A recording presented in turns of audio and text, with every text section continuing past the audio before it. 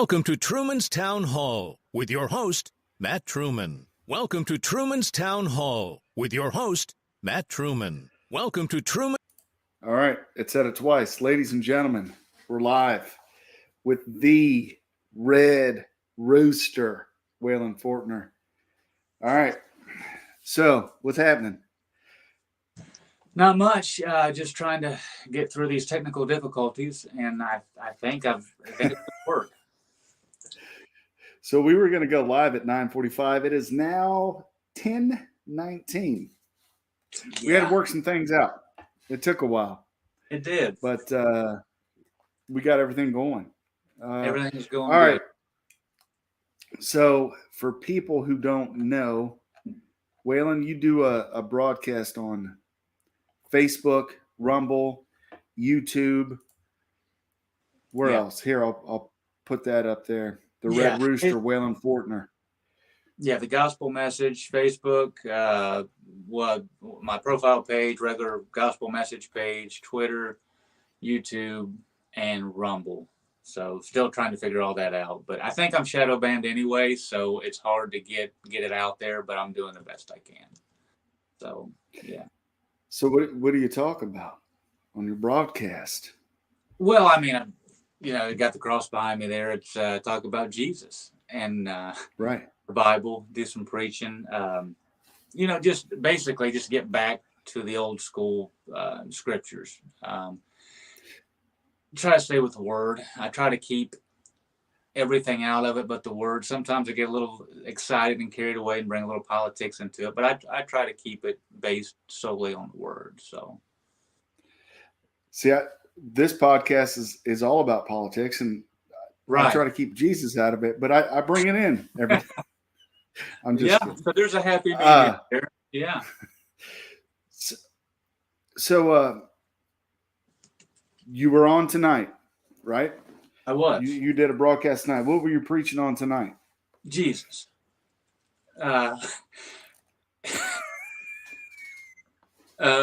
Just preaching on following his footsteps, preaching on the Word, and really, I don't even know what I'm going to say when I get on there half the time. I just kind of see how it goes, and usually it's based on showing people how to actually follow God. Anymore, it's just some sort of just an idea that people have and they think they're okay, and I just try to teach the fundamentals, the basics on how to actually follow the scriptures, follow the Word, and it steps on a lot of toes, but that's okay. So what religion would you say you are? I am a spiritual Christian, right? Say that again. Sorry. I'm a spiritual mutt. I'm pretty much mixed up with, some Baptists, some Church of God. All of them have part of the truth. They get divided over certain doctrine subjects, but I'm a mutt, so I wouldn't really classify myself as a particular denomination, but I'm not non-denomination because they just believe anything and everything, So I do have a special, some fundamental doctrines: repentance, water baptism, being born again, certain subjects that I hold on to pretty firm, but I can get along with just about anybody.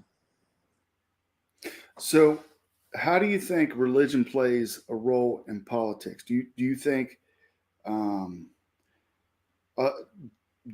we should be following the Gospels and politics? Where do you draw that line, and how does that work? If you're a believer, a Christian, a follower of God, you can't separate politics from your faith in God. I mean, it goes hand in hand. I don't believe there's many politicians or people in office that actually hold both of them together. Right. I mean, there's so much corruption that, both sides will, say a scripture or say something about Christianity as long as it falls in line with their narrative or their ideas. So it's so corrupted. I'm conservative. I don't consider myself Republican or Democrat, especially not liberal Democrat. But yeah, I'm very conservative. And I believe that you have to have God in your politics, because if you don't, you'll just be corrupted. And that's all you see out there anymore. So Right. So I'm going to play a couple videos okay. for everybody. All right. I want you to comment on these things. Now, the first one I'm going to play has to deal with immigrants. Now, how does that work, say, in the Bible, right? All right. Right. So we're talking about what's in the Gospels. How does that work? Does God believe in borders, or should we believe that God wants us to believe in borders? Should there be borders? Are we supposed, how does all that work? Well, I mean, he specifically told the children of Israel not to mix with the Gentiles. Now, people would call that racist nowadays, and they would just booger that all up and make that ugly. But he had a reason for it, because he didn't want them getting corrupted by all the Gentile nations and not following God. So you're saying we're getting corrupted by Mexicans? well, some of them, No, yeah. I'm just kidding. Oh no, the drug cartels, the fentanyl, and all that coming across. Yeah, there's a lot of coming across. Human trafficking, all that stuff. That's all ungodly. It's horrible. Not all of them. I mean, there's a lot of good coming with the bad, but there's a lot of bad coming too. So, and that goes for anyone, really, right? What's that? Honkies like us, or whoever.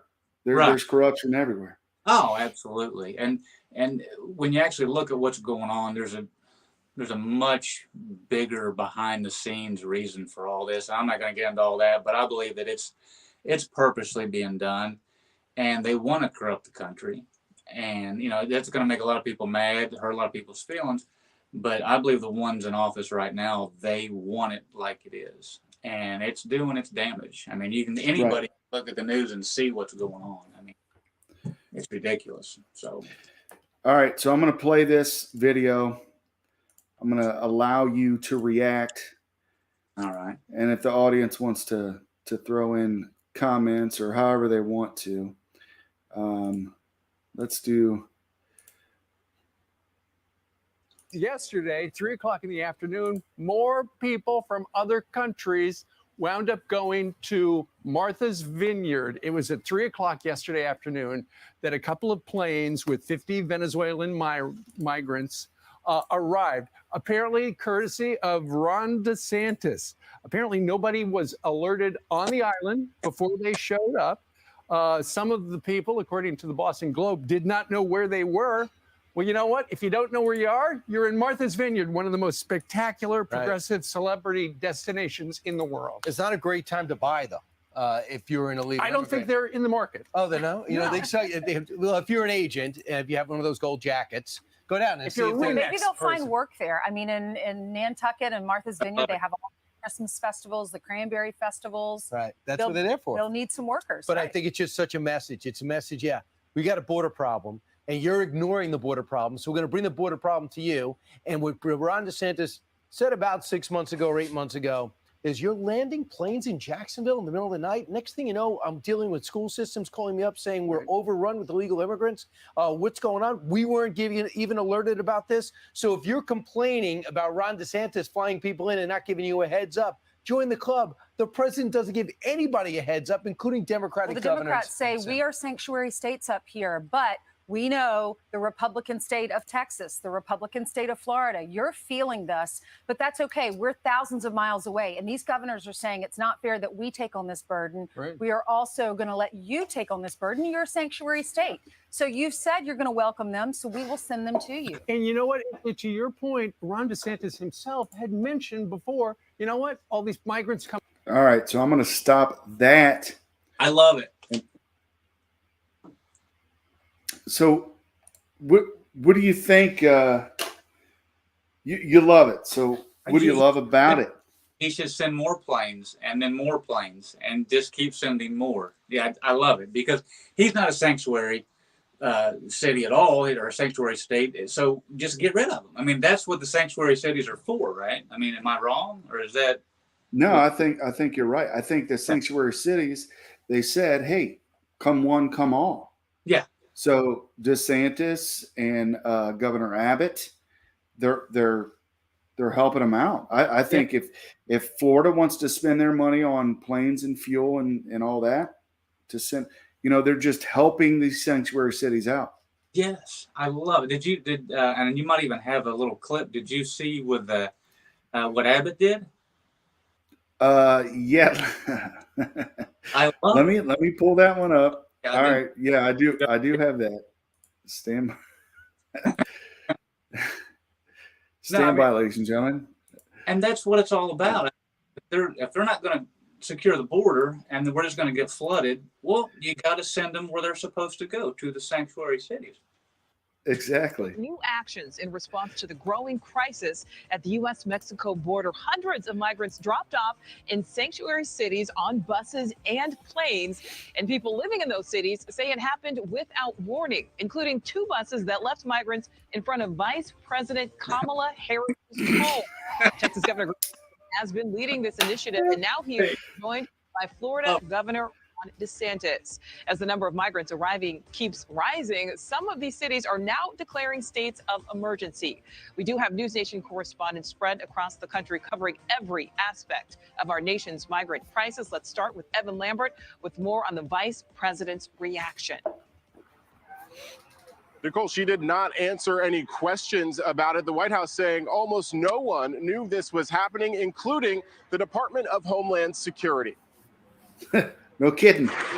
Vice President Harris, any comment on the migrants that were dropped off at the Naval Observatory? This morning, Vice President Harris ignoring questions from reporters just hours after Texas Governor Greg Abbott ordered 2 buses of more than 100 migrants dropped off at the Naval Observatory, kids, man. Harris's official residence. But they're in a good place.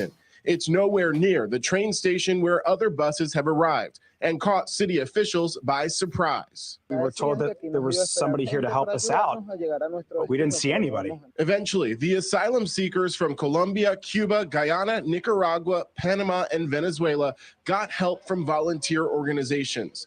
Most, like Pinto Sosa, who came from Venezuela with his 1-year-old son looking for a better life. He's happy. Only the clothes on their backs fit in one small bag.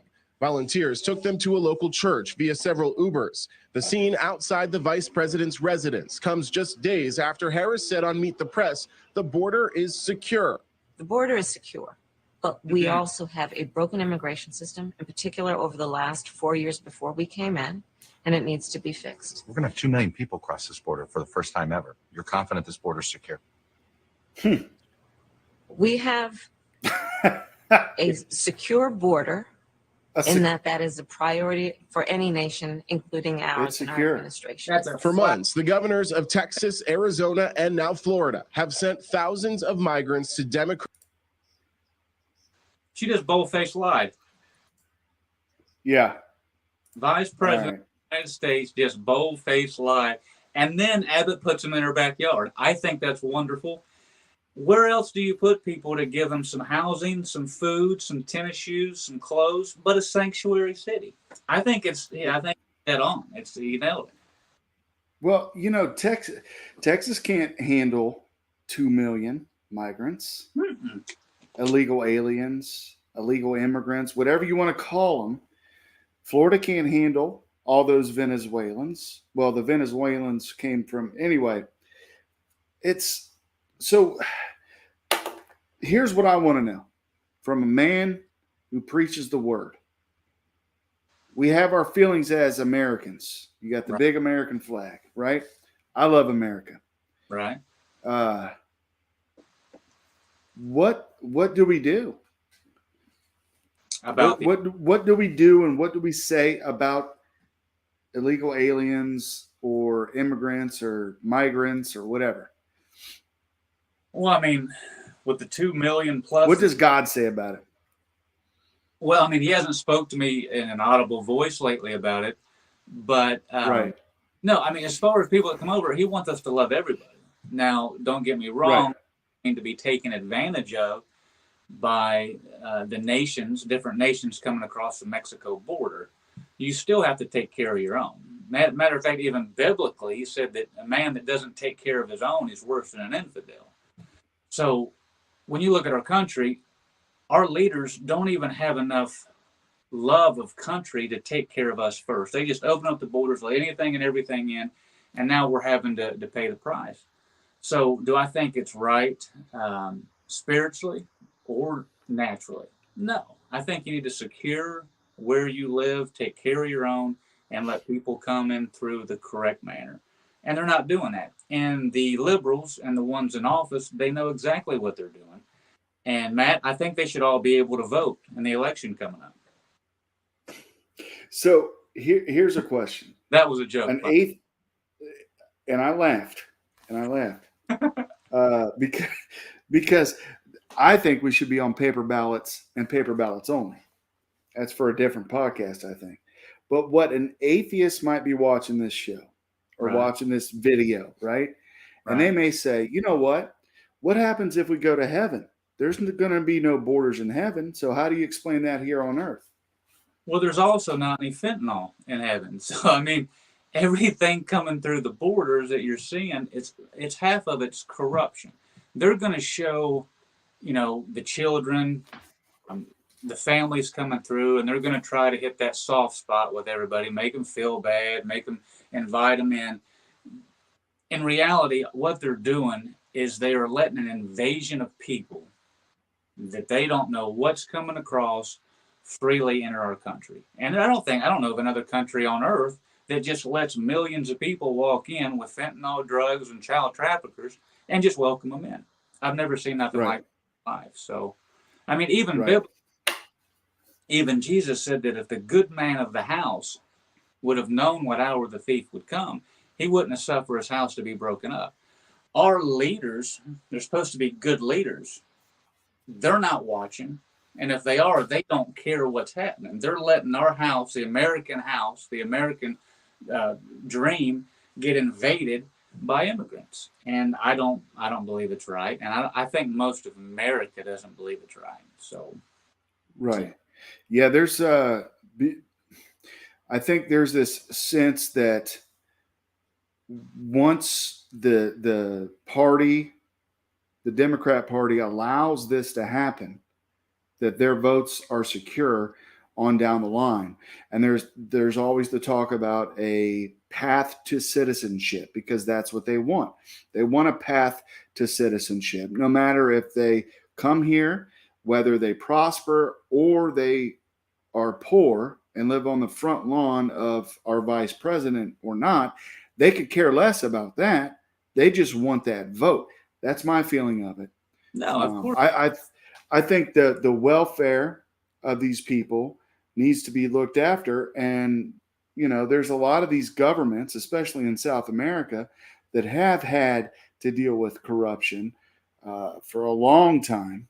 And that's why a lot of people flee to the United States. But we have to secure our border. If we allow 2 million people to cross, I mean, that's just a guesstimate from different news sources.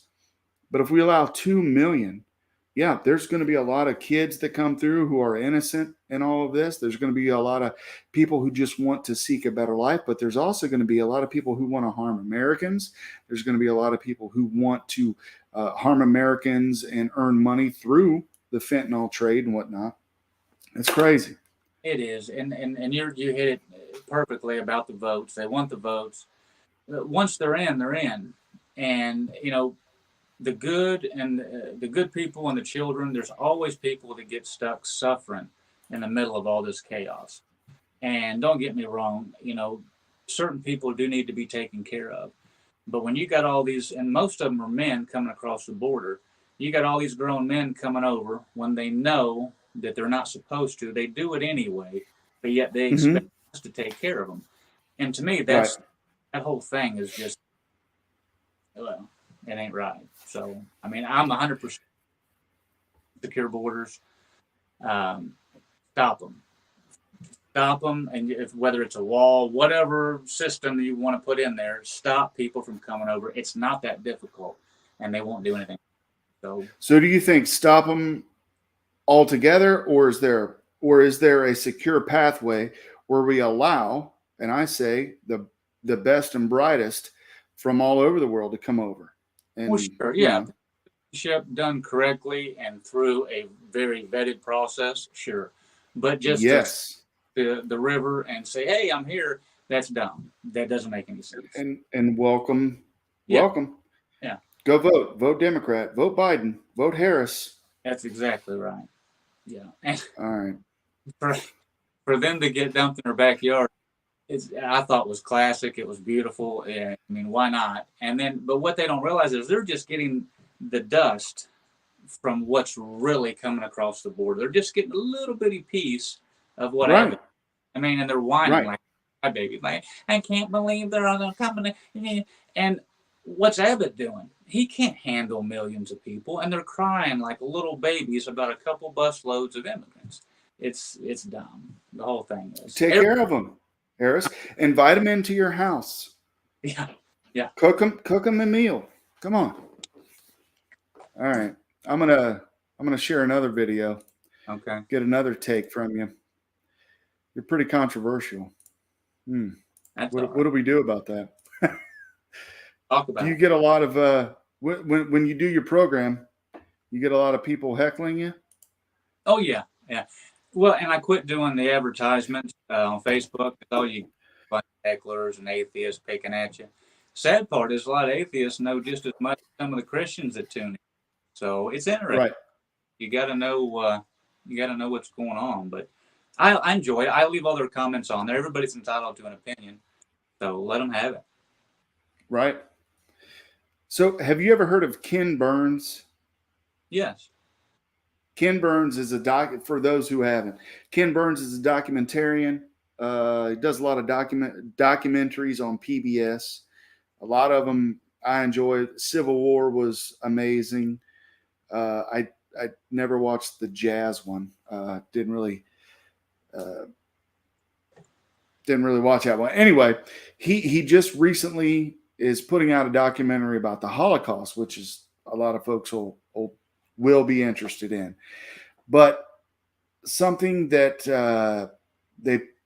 he did an interview this morning, I believe it was on CBS News, and they got into a little discussion, and you can tell he's a liberal, about immigrants and things like that. So I'm going to share that with everybody right now, and the Red Rooster, and get your take on it. This documentary was originally supposed to end in 1965 with the shift in U.S. immigration policy. Why did you feel like it was important to bring it all the way up until present day? As we were working on the film, we've been working on it for the last 7 years, events around us, we could see the echoes and the parallels between what was happening during the 1930s in Europe and here and what was happening all around us. And we saw things that we felt we needed to sort of pull the thread all the way through to the present. And so, yes, we did rectify some of the pernicious immigration laws in 1965, but the sort of stream of racism and anti-Semitism and bigotry is still part of our society, as we know. And the threat of authoritarianism and the danger of our democracy being under siege, we're under authoritarianism right now. To answer, well, we wanted to join the conversation right now. There was an urgency. This film was supposed to come out next year, but we accelerated the process. The great Holocaust scholar Deborah Lipstadt in the film says the time to stop a genocide is before it happens. The time to save a democracy is before it's lost. And that it's incumbent upon us to go and say, look, if you wanted to be in the hippest place, most vibrant in arts in 1930 and 31 and 32 would be Berlin. And then the next year, not so much. Right. We thank you both because they're saying less than 30 seconds. Anyway, there's what the documentarian Ken Burns had to say. So essentially, This is the mind of the liberal today. Were they trying to compare us to the Holocaust? I mean, what was he actually trying? Well, I think they were alluding to January 6th a little bit there. So January 6th is the worst thing since Pearl Harbor. The only person that was murdered that day was an Air Force veteran. I believe she was an Air Force veteran named Ashley Babbitt. She was the one that was shot by the police officer. Yeah. And nothing happened. You got, I don't know, a few hundred folks sitting in a gulag in Washington, D.C. And nothing is being done about it. No, and I heard some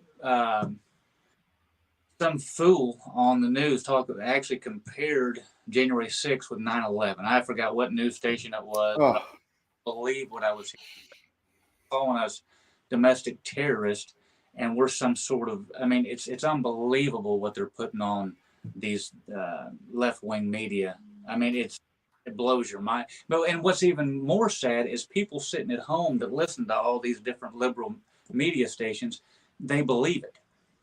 And unless it's something else, you're not going to see the other side of the coin. And everybody's getting pumped full of all this liberal junk. And they're sitting at home. And as long as it doesn't affect them physically, people still don't care. You'll talk to them out there. They don't care what's going on as long as they get their stimulus or they get their little, whatever.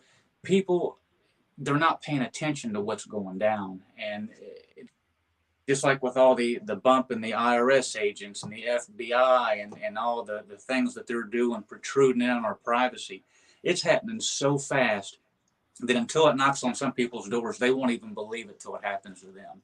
It's ridiculous. Well, there was a fellow by the name of Mueller back in the day. He was, I believe he was a pastor. He said, I'm not going to quote it verbatim here, but it's like, first they come for the Jews, and I didn't stand up for, and then they come for, the tradesmen. I didn't stand up. Then they come for the socialists. I didn't stand up. And then they come for me. So if you're not, looking out for everyone else and protecting freedom, then what do you got? You're not going to have nothing, because the authoritarians are going to come down on you like a ton of bricks. Yeah. And then before you know it, a lot of times the left wingers think, oh, well, yeah, get them. Or maybe even some of the right wingers, get them. Right. Go after, lock her up. Right there. That was the big chant. Or lock him up now is the big chant. Right. But at the end of the day, once everybody else is locked up, you're going to be next. They don't care. No, they're coming after you. Anything that has a voice against the agenda, they're gonna stamp it out. They're gonna shut it up, and that even goes on the spiritual side of it. And a lot of people might think I'm crazy, but I'm telling you, one of the last things they're gonna silence is the church. They don't want to hear about that cross. It messes up their agenda. It should manifest a light on their corruption. And that'll be one of the last motions for them, is to stamp out. Basically, this is going to be hate speech, and they're going to come after it. And I tell you what, right now, even on these major platforms, if you speak out certain things, they silence you, they shut you up, they shadow ban you, they keep your voice from getting out there. And they're going to do it more and more. Matter of fact, I forgot who it was watching. I think it was on Fox. There was a lady there that they interviewed that the FBI came to her house because they had an anonymous caller say that she was at January 6th. They came to her house, confiscated her phone. She thought she was going to jail. I mean, they're getting bold, and they're intruding on people's livelihoods in their homes. And what do you do? What do you do? Nothing. You can't do anything. No. And little things like this that we're talking about, they're going to try their best to shut the views down, to stop people from seeing it, because they don't want people talking. And I mean, in all the media, 95% of the media, or 90 at least, 90% of the media is all left, and it gets further left every year. And there's only very few other places you can go to even get local and basic news. So they know they got the upper hand. Right. Yeah, I was going to look for that video because I remember, I think I saw it on Tucker Carlson too. I'm going to play, I think I got one more video here, maybe two. But let me play this one real quick and see what your thoughts are. We'll just play a little bit of it. Did we? Yeah, we shared it. All right.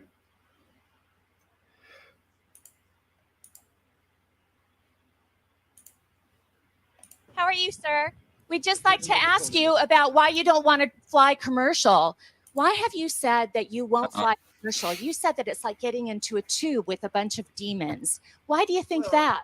No, listen to me just a second. Not the people. The main reason is because of the need. If I flew commercial, I'd have to stop 65% of what I'm doing. Red Rooster. Oh my gosh. So when you're flying on your private jet, Yeah. you know, you have to stop 65% of what you're doing if you didn't have it, right? Yeah. That man right there is not. What's his name? Kenneth. Kenneth Copeland. He's been around a long, long time. He's ripped up a lot of people with a smile, hiding behind the word of God. To me, that's what a wolf in sheep clothing looks like. I'm not ashamed to say it. That right there, if that's a man of God, I quit. You know what I'm saying? I drop out. I'm done. I shake my hands. That's the kind of person you avoid right there. You gotta look.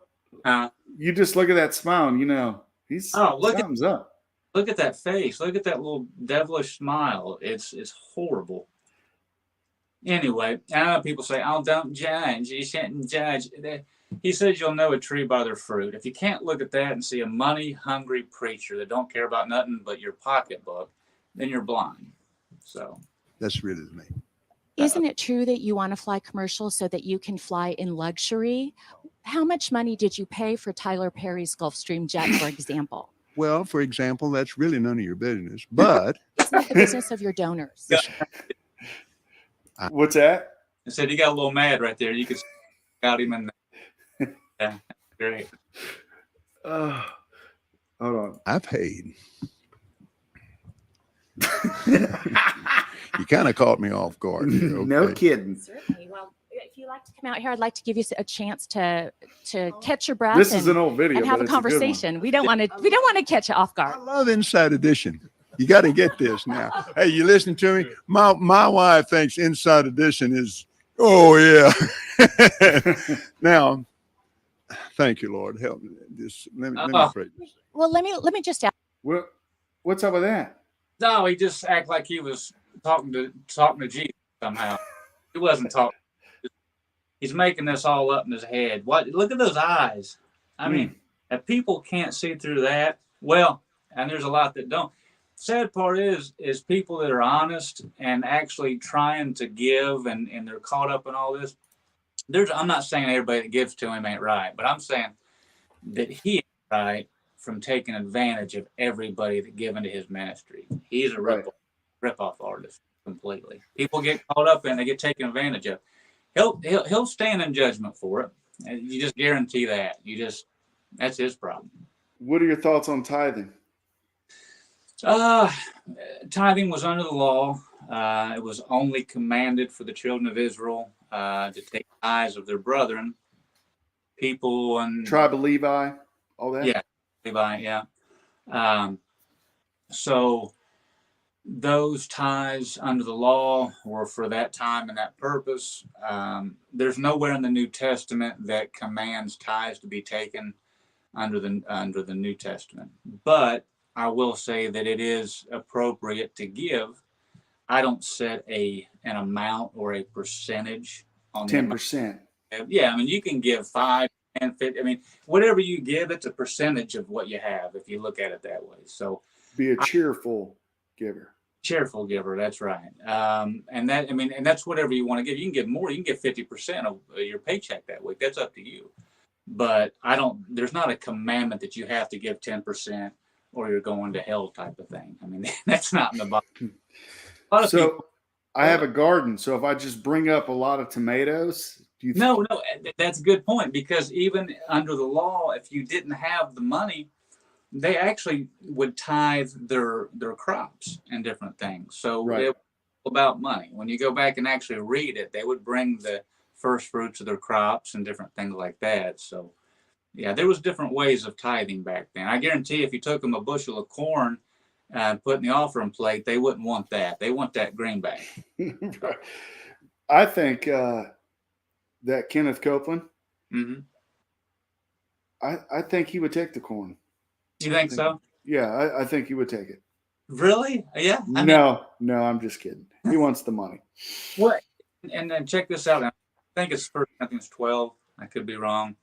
Maybe 2 Corinthians 12. But it talks about, marvel not that even Satan's ministers shall be transformed into angels of light.